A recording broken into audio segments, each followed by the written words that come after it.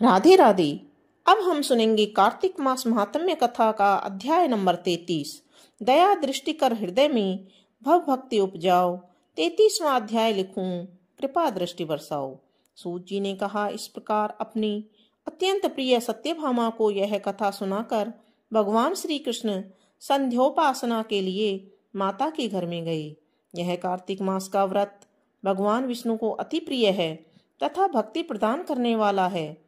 रात्रि जागरण, प्रातःकाल का स्नान, तुलसी वट सिंचन, उद्यापन, दीपदान, यह 5 कर्म भगवान विष्णु को प्रसन्न करने वाले हैं, इसलिए इनका पालन अवश्य करना चाहिए। ऋषि बोले, भगवान विष्णु को प्रिय, अधिक फल की प्राप्ति कराने वाले, शरीर के प्रत्येक अंग को प्रसन्न करने वाले कार्तिक महात्म्य आपने हमें बताया। यह मोक्ष की कामना करने वालों अथवा भोग की इच्छा रखने वाले मनुष्यों को यह व्रत अवश्य ही करना चाहिए। इसके अतिरिक्त हम आपसे एक बात पूछना चाहते हैं कि यदि कार्तिक मास का व्रत करने वाला मनुष्य किसी संकट में फंस जाए, या वह किसी वन में हो, या व्रती किसी रोग से ग्रस्त हो जाए, तो उस मनुष्य को कार्तिक व्रत किस प्रकार करना चाहिए? क्योंकि कार्तिक व्रत भगवान विष्णु को अति प्रिय है और इसे करने से मुक्ति एवं भक्ति प्राप्त होती है, इसलिए इसे छोड़ना नहीं चाहिए। श्री सूत जी ने इसका उत्तर देते हुए कहा, यदि कार्तिक का व्रत करने वाला मनुष्य किसी संकट में फंस जाए तो वह हिम्मत करके भगवान शंकर या भगवान विष्णु के मंदिर जो भी पास में हो उसमें जाकर रात्रि जागरण करे। यदि व्रती घने वन में फंस जाए तो फिर पीपल के वृक्ष के नीचे या तुलसी वन में जाकर जागरण करे। भगवान विष्णु की प्रतिमा के सामने बैठकर विष्णु जी का कीर्तन करे। ऐसा करने से सहस्त्र गायों के दान के समान फल की प्राप्ति होती है। जो मनुष्य विष्णु जी के कीर्तन में बाजा बजाता है उसे वाजपेयी यज्ञ के समान फल की प्राप्ति होती है। और हरि कीर्तन में नृत्य करने वाले मनुष्यों को सभी तीर्थों में स्नान करने का फल प्राप्त होता है। किसी संकट के समय या रोगी हो जाने और जल न मिल पाने की स्थिति में केवल भगवान विष्णु के नाम मात्र से मार्जन ही कर लें। यदि उद्यापन न कर सके हैं तो व्रत की पूर्ति के लिए केवल ब्राह्मणों के प्रसन्न होने के कारण विष्णु जी प्रसन्न रहते हैं।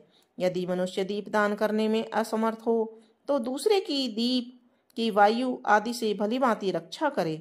यदि तुलसी का पौधा समीप न हो तो वैष्णव ब्राह्मण की ही पूजा कर ले, क्योंकि भगवान विष्णु सदैव अपने भक्तों के समीप रहते हैं। इन सब के न होने पर कार्तिक का व्रत करने वाला मनुष्य ब्राह्मण, गो, पीपल और वट वृक्ष की श्रद्धापूर्वक सेवा करे।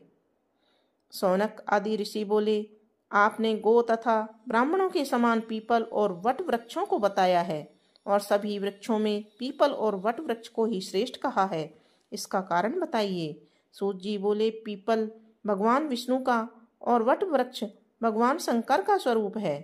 पलाश ब्रह्मा जी के अंश से उत्पन्न हुआ है।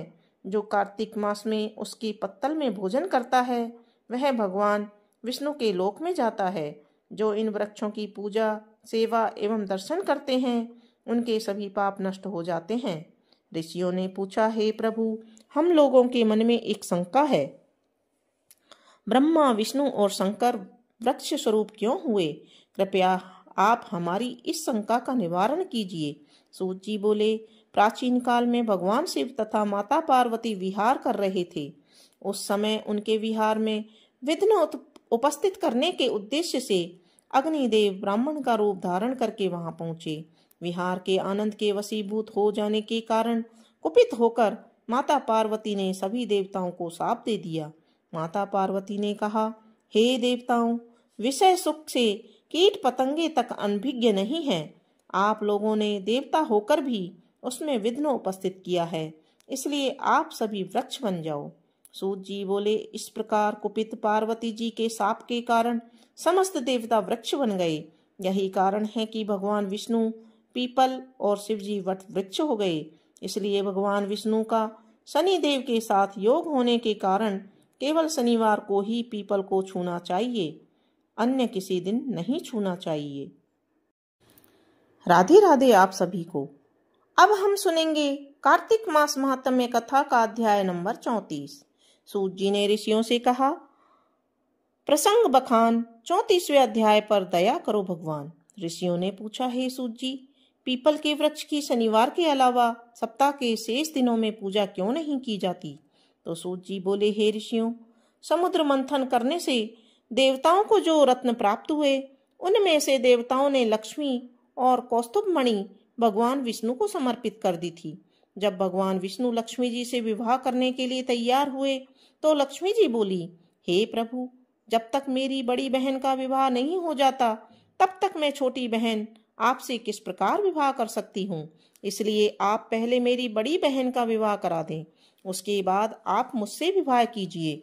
यही नियम है जो प्राचीन काल से चला आ रहा है। सूत जी ने कहा, लक्ष्मी जी के मुख से ऐसे वचन सुनकर भगवान विष्णु ने लक्ष्मी जी की बड़ी बहन का विवाह उद्दालक ऋषि के साथ संपन्न करा दिया। लक्ष्मी जी की बड़ी बहन अलक्ष्मी जी बड़ी कुरूप थी। उनका मुख बड़ा, दांत चमकते हुए, उनकी देह वृद्धा की भांति, नेत्र बड़े बड़े और बाल रूखे थे।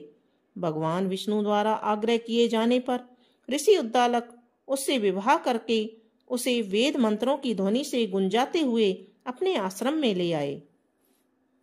वेद ध्वनि से गुंजित हवन के पवित्र धुएं से सुगंधित उस ऋषि के सुंदर आश्रम को देखकर अलक्ष्मी को बहुत दुख हुआ। वह महर्षि उद्दालक से बोली, क्योंकि इस आश्रम में वेद ध्वनि गूंज रही है, इसलिए यह स्थान मेरे रहने के योग्य नहीं है। इसलिए आप मुझे यहाँ से अन्यत्र ले चलिए। उसकी बात सुनकर महर्षि उद्दालक बोले, तुम यहाँ क्यों नहीं रह सकती और तुम्हारे रहने योग्य अन्य कौन सा स्थान है, वह भी मुझे बताओ। अलक्ष्मी बोली, जिस स्थान पर वेद की ध्वनि होती हो, अतिथियों का आदर सत्कार किया जाता हो, यज्ञ आदि होते हों, ऐसे स्थान पर मैं नहीं रह सकती। जिस स्थान पर पति पत्नी आपस में प्रेम से रहते हों, पितरों के निमित्त यज्ञ होते हों, देवताओं की पूजा होती हो, उस स्थान पर भी मैं नहीं रह सकती। जिस स्थान पर वेदों की ध्वनि न ही हो, अतिथियों का आदर सत्कार नहीं होता हो, यज्ञ न होते हों, पति पत्नी आपस में क्लेश करते हों, पूज्य वृद्धों, सत्पुरुषों तथा मित्रों का अनादर होता हो, जहाँ दुराचारी, चोर, पर स्त्रीगामी मनुष्य निवास करते हों, जिस स्थान पर गायों की हत्या की जाती हो, मद्यपान, ब्रह्म हत्या आदि पाप होते हों, ऐसे स्थानों पर मैं प्रसन्नता पूर्वक निवास करती हूँ। सूत जी बोले, अलक्ष्मी के मुख से इस प्रकार के वचन सुनकर उद्दालक का मन खिन्न हो गया। वह इस बात को सुनकर मौन हो गए। थोड़ी देर बाद वे बोले कि ठीक है, मैं तुम्हारे लिए ऐसा स्थान ढूंढ दूंगा। जब तक मैं तुम्हारे लिए ऐसा स्थान न ढूंढ लूं, तब तक तुम इसी पीपल के नीचे चुपचाप बैठी रहना। महर्षि उद्दालक उसे पीपल के वृक्ष के नीचे बिठाकर उसके रहने योग्य स्थान की खोज में निकल पड़े। परंतु जब बहुत समय तक प्रतीक्षा करने पर भी वे वापस नहीं लौटे तो अलक्ष्मी विलाप करने लगी। जब बैकुंठ में बैठी लक्ष्मी जी ने अपनी बहन अलक्ष्मी का विलाप सुना तो व्याकुल हो गईं। वे दुखी होकर भगवान विष्णु से बोली, हे प्रभु, मेरी बड़ी बहन पति द्वारा त्यागे जाने पर अत्यंत दुखी है। यदि मैं आपकी प्रिय पत्नी हूँ तो आप उसे आश्वासन देने के लिए उसके पास ले चलिए। लक्ष्मी जी की प्रार्थना पर भगवान विष्णु लक्ष्मी जी सहित उस पीपल के वृक्ष के पास गए जहां अलक्ष्मी बैठकर विलाप कर रही थी। उसको आश्वासन देते हुए भगवान विष्णु बोले, हे अलक्ष्मी, तुम इसी पीपल के वृक्ष की जड़ में सदैव के लिए निवास करो, क्योंकि इसकी उत्पत्ति मेरे ही अंश से हुई है और इसमें सदैव मेरा ही निवास रहता है। प्रत्येक वर्ष गृहस्थ लोग तुम्हारी पूजा करेंगे। उन्हीं के घर में तुम्हारी छोटी बहन का वास होगा। स्त्रियों को तुम्हारी पूजा विभिन्न उपहारों से करनी चाहिए। मनुष्यों को पुष्प, धूप, दीप, गंध आदि से तुम्हारी पूजा करनी चाहिए। तभी तुम्हारी छोटी बहन लक्ष्मी उन पर प्रसन्न होगी। सूत जी बोले, ऋषियों, मैंने आपको भगवान श्री कृष्ण, सत्यभामा तथा पृथु का नारद संवाद सुना दिया है, जिसे सुनने से ही मनुष्य के समस्त पापों का नाश हो जाता है और अंत में बैकुंठ धाम को प्राप्त करता है। यदि अब भी आप लोग कुछ पूछना चाहते हैं तो अवश्य पूछिए, मैं उसे अवश्य कहूँगा। सूत जी के वचन सुनकर शौनक आदि ऋषि थोड़ी देर के लिए प्रसन्नचित्त वहीं बैठे रहे।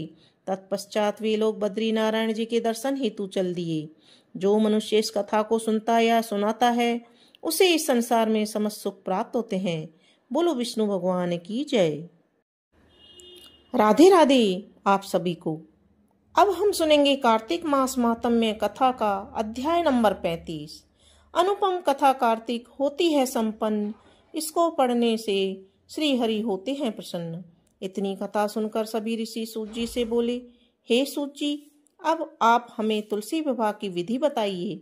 सूत जी बोले, कार्तिक शुक्ल नवमी को द्वापर युग का आरंभ हुआ है, अतः यह तिथि दान और उपवास में क्रमशः पूर्व व्यापनी तथा पर हव्य व्यापनी हो तो ग्राह्य है। इस तिथि को नवमी से एकादशी तक मनुष्य शास्त्रोक्त विधि से तुलसी के विवाह का उत्सव करे तो उसे कन्यादान का फल प्राप्त होता है।